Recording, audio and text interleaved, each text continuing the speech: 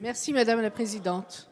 Chers collègues, de nombreux pays ont modifié leur système de retraite, notamment en faisant évoluer l'âge, parfois jusqu'à 68 ou 70 ans. Le projet qui vous est proposé n'est pas celui-là. Ce projet est globalement juste, lisible et protecteur. Il est universel aussi, et s'il tient compte de la pénibilité, par exemple, c'est dans un régime général et non dans 42 régimes qui s'organisent dans leur coin.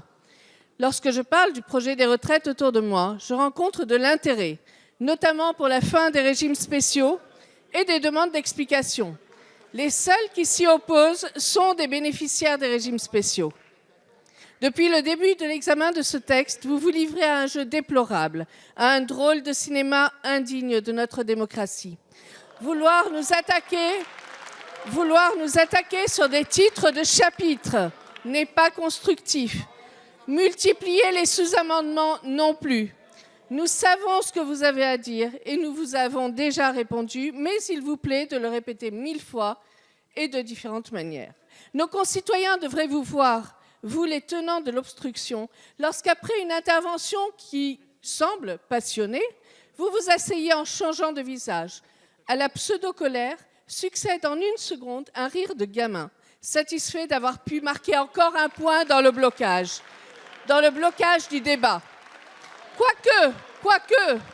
Quoique, depuis cet après-midi, vous êtes plus tendu, je dois le reconnaître, au point de nous faire des bras d'honneur dans l'hémicycle, déshonorant ce lieu que nous devons tous respecter. Le confort de l'opposition, c'est de pouvoir être irresponsable, de parler à la légère, d'être insultant et d'utiliser un maximum de démagogie. Vous n'avez pas la responsabilité de gouverner parce que les Français ne vous l'ont pas donné, parce qu'ils repèrent les discours Merci, trompeurs, Madame la députée. mais aussi parce que pendant tant d'années, vous avez fait du surplace, entraînant la France dans les difficultés dans lesquelles nous sommes aujourd'hui. Madame la députée.